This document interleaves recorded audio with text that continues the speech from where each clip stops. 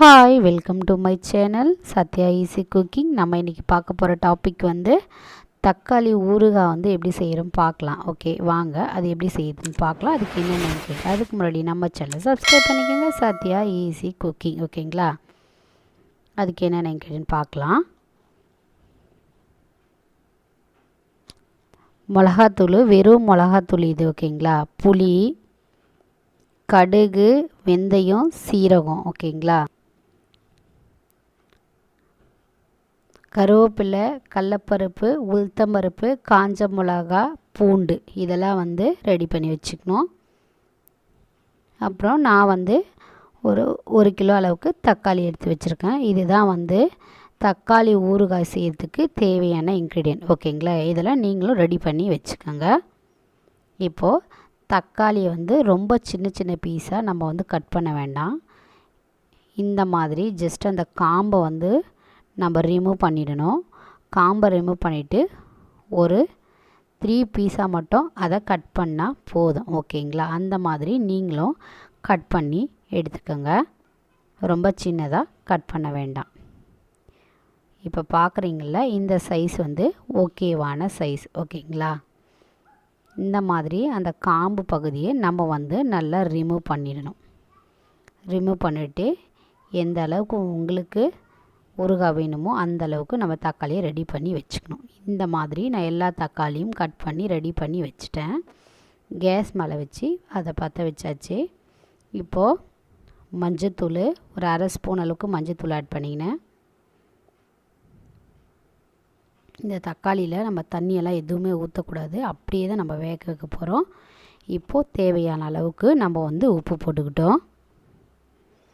ஓகேங்களா, இதை நல்லா நம்ம வந்து வேக வச்சுக்கணும்.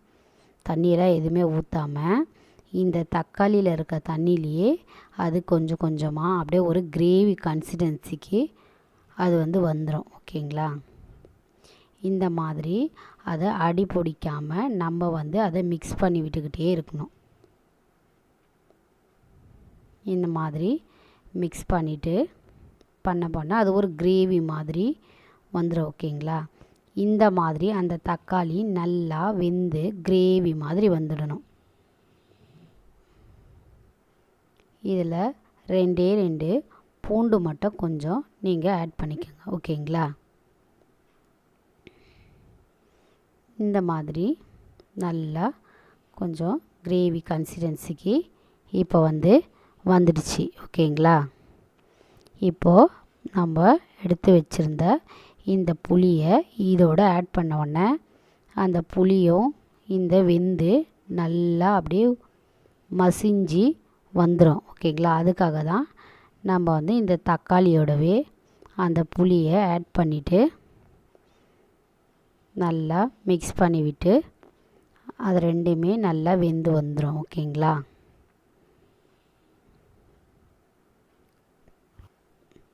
இப்போது அது நல்லா வெந்து சுருங்கி இந்த அளவுக்கு கிரேவி மாதிரி அது வந்துடுச்சு. ஓகேங்களா,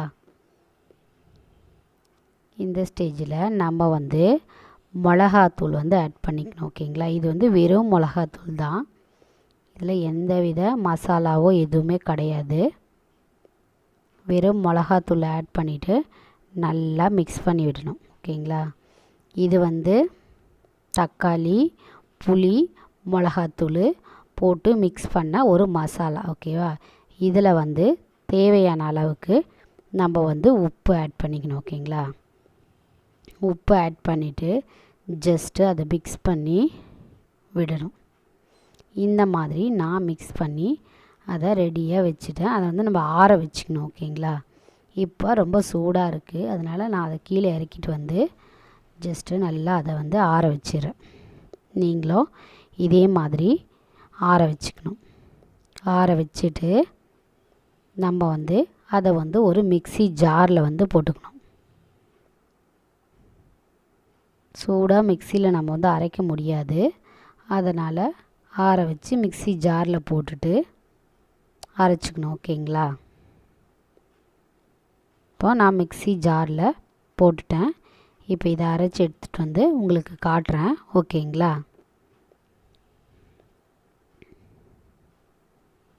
இப்போது நான் அதை அரைச்சிட்டு வந்துட்டேன். இந்த அளவுக்கு பேஸ்ட்டு மாதிரி நீங்களும் இதை வந்து மிக்ஸி ஜாரில் போட்டு அரைச்சி எடுத்துகிட்டு வந்து வச்சுக்கணும். ஓகேங்களா?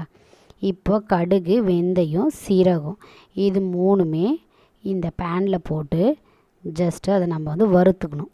ஓகேங்களா? வறுத்து ஒரு மிக்ஸி ஜாரில் போட்டு நாம் வந்து அதை அரைச்சிக்கணும், பவுடராக அரைச்சிடணும். இப்போது நான் அரைச்சி எடுத்துகிட்டு வந்துட்டேன், உங்களுக்கு எப்படின்னு காட்டுறேன். ஓகேங்களா? இந்த மாதிரி நீங்களும் அதை அரைச்சி வச்சுக்கணும். ஓகேங்களா? இப்போது ஒரு பாத்திரம் எடுத்துக்கலாம், அதில் எண்ணெய் ஊற்றிக்கலாம். எண்ணெய் நல்லா சூடாகி வரணும். ஓகேங்களா? இப்போ எண்ணெய் நல்லா காஞ்சிருச்சு.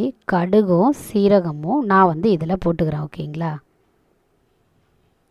இதில் கடலப்பருப்பு, உளுத்தம்பருப்பு, காஞ்ச மிளகா, பூண்டு, கருவேப்பிலை இது எல்லாமே இந்த ஹீட்டான அந்த எண்ணெயிலேயே அப்படியே போட்டுடணும். ஓகேங்களா?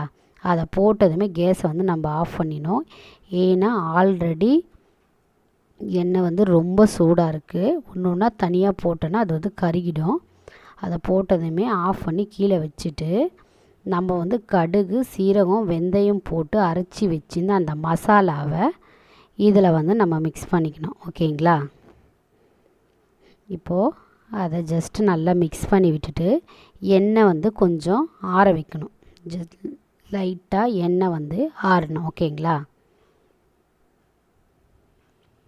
இப்போது ஆறத்துக்காக நான் கொஞ்ச நேரம் அதை அப்படியே கீழே வச்சுருக்கேன். இப்போ நல்லா ஆறிடுச்சு அந்த எண்ணெய்.